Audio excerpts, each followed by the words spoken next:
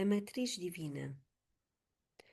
Os experimentos mostram que a matriz é feita de uma modalidade de energia que não se assemelha a nada conhecido no passado.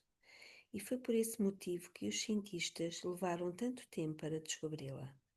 Conhecida como energia subtil, ela simplesmente não funciona da maneira que um campo elétrico convencional típico funciona. Em vez disso, ela tem a aparência de uma rede de malha bem apertada e forma o tecido da criação, o mesmo que denomino matriz divina.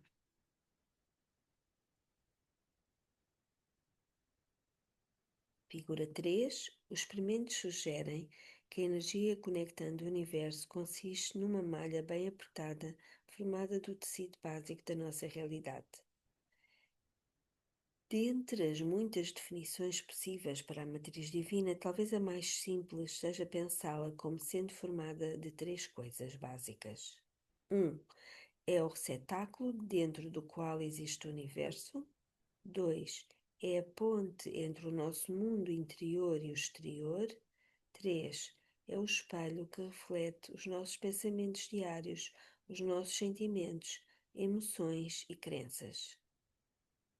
Existem mais três atributos que colocam a matriz divina numa posição separada de todas as energias da mesma espécie. Em primeiro lugar, ela pode ser descrita como estando presente em toda a parte, todo o tempo. Ela já existe. Contrariamente à irradiação de TV ou da radioemissora, que deve ser criada em determinado lugar e ser transmitida para algum outro lugar, esse campo já aparenta estar presente em toda a parte. Em segundo lugar, aparentemente esse campo surgiu juntamente com a criação do universo, com o Big Bang, ou seja, lá o que tínhamos escolhido chamar de o princípio. Obviamente, ninguém se encontrava por aqui para nos dizer o que havia antes, mas os físicos acreditam que essa enorme libertação de energia lançadora do universo no campo da existência foi o próprio ato da criação do espaço propriamente dito. Como o hino da criação do antigo Rig Veda nos sugere, antes do começo, nem ao menos o nada existia. Não havia o ar ainda, nem nenhum firmamento. Como a existência do, entre aspas, nada explodiu de, entre aspas, alguma coisa, fecha aspas, do espaço, o que ficava entre o nada nasceu. Podemos conceber a Divina Matriz como um eco desse momento em que o tempo surgiu, como um elo feito de tempo e espaço nos conectando à criação de todas as coisas. É a natureza dessa conexão, sempre presente, que possibilita a não localidade das coisas que existem dentro da matriz. A terceira característica desse campo, talvez aquela que o torna tão significativo para a nossa vida, é a sua aparente inteligência, entre aspas. Em outras palavras, o campo responde, em itálico, ao poder das emoções humanas. Na linguagem de outros tempos, as tradições antigas fizeram o melhor possível para compartilhar esse grande segredo conosco.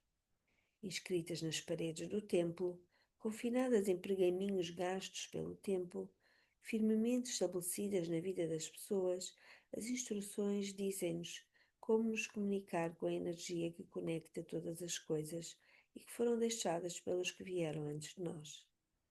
Os nossos ancestrais tentaram mostrar-nos como curar o nosso corpo e dar vida aos nossos mais profundos desejos e maiores sonhos.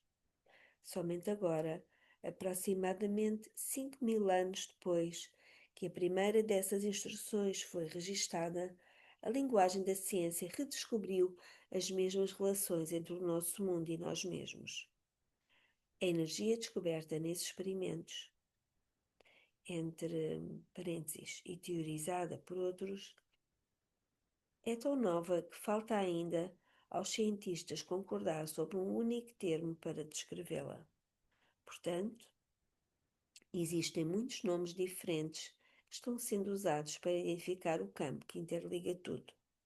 Por exemplo, Edgar Mitchell, o primeiro astronauta da nave espacial Apollo, batizou-a de, entre aspas, a mente da natureza. Fecha aspas. O físico e coautor da teoria das supercordas, Michio Kaku, descreveu essa energia como, entre aspas, holograma quântico. Fecha aspas.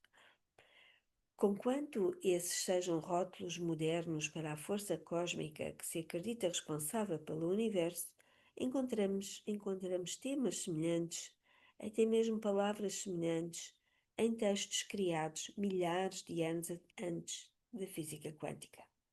Por exemplo, os evangelhos gnósticos que datam do século IV também usaram a palavra mente para descrever essa força, dizendo como, entre aspas, do poder do silêncio surgiu um grande poder, a mente do universo que dirige todas as coisas. Fecha aspas. Por mais diferentes que os nomes pareçam ser, todos aparentemente estão descrevendo a mesma coisa, a essência viva que é o tecido da nossa realidade. É a essa mente que Planck faz referência quando estava em Florença, na Itália, em meados do século XX. Durante a palestra que apresentou em 1944, ele fez uma declaração que muito provavelmente não foi nem mesmo completamente compreendida pelos cientistas daquela época.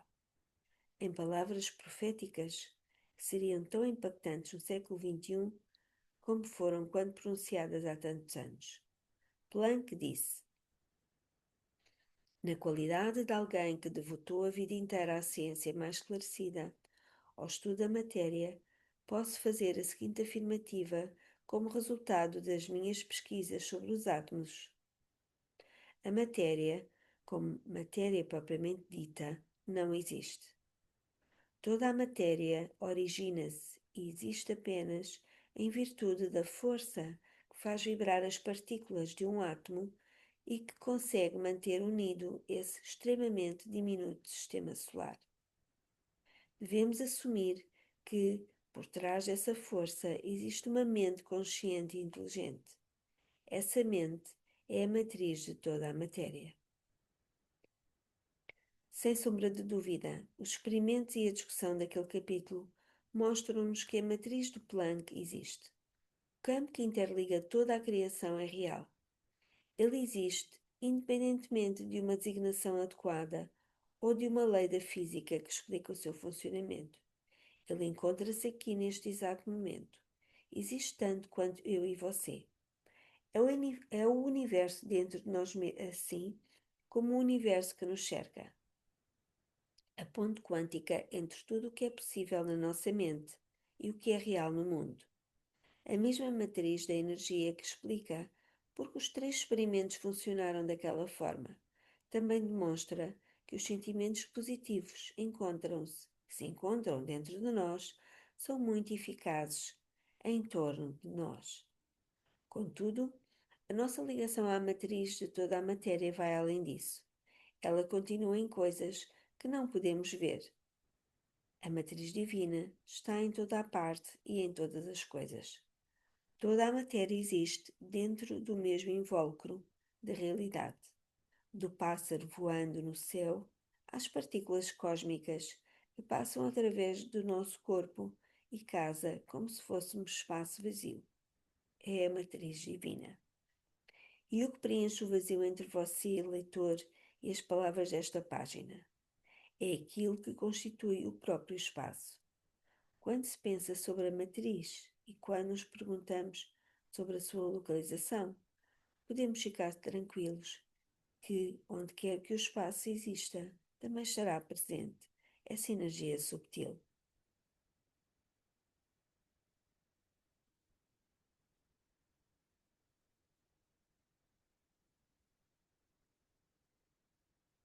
O que tudo isso significa, afinal? Como um grande segredo do qual todos suspeitam, mas raramente é alvo de conversas, pela matriz divina estamos todos conectados do modo mais íntimo que possamos imaginar. Mas o que significa essa conexão? Qual o significado de compartilharmos o espaço quântico puro onde vive a imaginação e onde a realidade nasce e de nos envolvermos tão profundamente com o nosso mundo e com a vida de outras pessoas. Se verdadeiramente formos mais do que simples observadores casuais da nossa vida e o mundo acontecer em torno de nós, até que ponto poderemos crescer mais? Os experimentos anteriores demonstraram que dentro de nós existe um poder diferente de qualquer um já criado por máquinas de laboratório. É uma força que não é limitada pelas leis da física, pelo menos não pelas leis que compreendemos hoje. E não precisamos de um experimento de laboratório para que essa conexão exista. Quantas vezes telefonamos para alguém só para descobrir que essa pessoa já estava na linha quando tiramos o fone do gancho? Ou quantas vezes discamos o número e depois descobrimos que a linha estava ocupada porque a mesma pessoa com quem queríamos falar estava ligando para falar connosco? Em quantas ocasiões encontramos-nos nos divertindo com amigos numa rua movimentada, num shopping ou no aeroporto e somos assaltados pela estranha sensação de que já estivemos naquele lugar antes, ou com aquelas pessoas anteriormente, fazendo exatamente o que estamos fazendo naquele momento? Ainda que esses exemplos simples gerem comentários divertidos, eles são mais do que circunstâncias aleatórias. Embora não possamos provar cientificamente por que essas coisas acontecem, nós todos sabemos que elas ocorrem. Em tais momentos de conectividade e déjà vu, encontramos-nos espontaneamente transcendendo os limites impostos pelas leis físicas. Nesses breves instantes, somos lembrados de que provavelmente existe mais sobre o universo e sobre nós do que possamos conscientemente conhecer. Esse é o mesmo poder, dizendo-nos que somos mais do que simples observadores neste mundo. O segredo para nos experimentarmos nesse sentido é criar essas experiências intencionalmente, é ter percepções transcendentais quando bem desejarmos, em vez de apenas quando elas aparecem acontecer. Com exceção de poucas pessoas com dotes especiais, aparentemente existem boas razões para não podermos estar em dois lugares ao mesmo tempo, fazer viagens através do tempo e comunicar-nos mais rapidamente do que permitem as leis da física. Tudo se resume no que acreditamos sobre nós mesmos e sobre o papel que acreditamos desempenhar no universo. Dedicamos a próxima secção do livro ao foco neste tema. Somos criadores e, mais que isso ainda, somos criadores e estamos interligados. Por meio da matriz divina, participamos da constante mudança que dá significado à vida. A questão que se coloca diz menos respeito ao fato de sermos ou não observadores passivos e refere-se mais à definição de como poderemos criar de forma intencional.